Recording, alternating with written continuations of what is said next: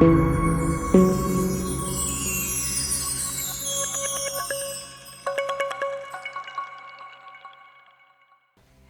everyone, it's Tiffany Ritchie again. Today I would like to discuss inflammation caused by toxic exposure. If you have been my patient before, you've probably heard me say these words, inflammation and toxic burden, about 1,000 times. This is because I believe the increase in chronic disease here in the United States is ultimately caused by the toxins we are exposed to on a daily basis and the inability to remove them out of our bodies. Everyone's toxic burden may be different due to environment, lifestyle, and genetic factors. Too many toxins in your body at once will overload your system and can lead to increased inflammation and oxidative stress.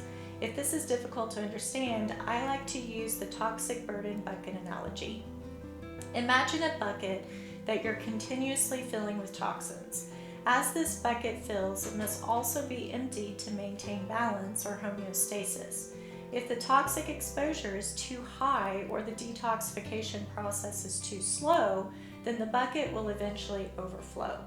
This results in an imbalance causing inflammation and stress on the system.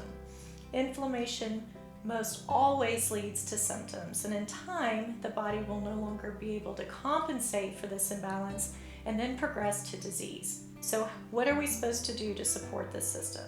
We must first decrease our exposure by identifying the source.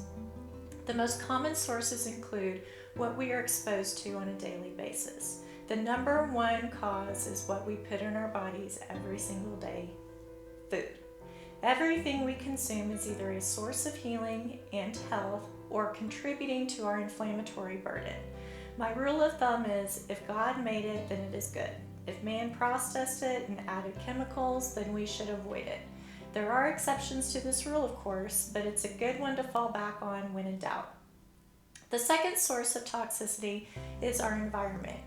We could really go down some rabbit holes here, but I want to start with thinking about what is in your air, your water, and your soil.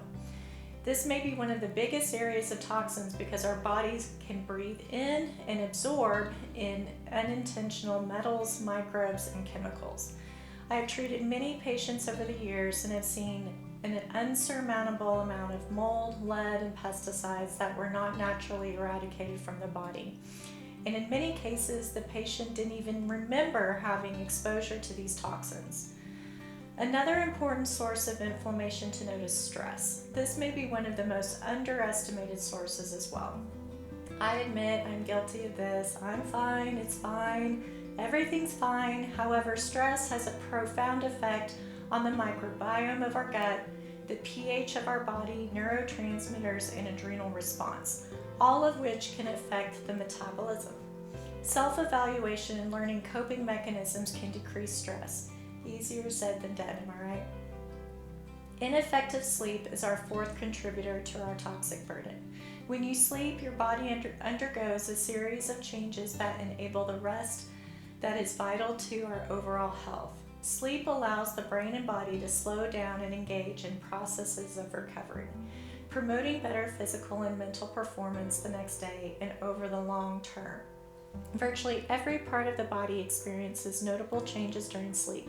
Upon falling asleep, thousands of neurons in the brain switch from waking to sleeping state, sending signals throughout the body. When you have sleeping problems, you may not get the restorative benefits that come from what normally happens during sleep. The specific effects depends on the type of sleep problem and its cause. The last but not least cause of toxicity is impaired genetics. The most commonly known gene is the MTHFR, or as I lovingly call it, the mother effer gene. However, there are many others.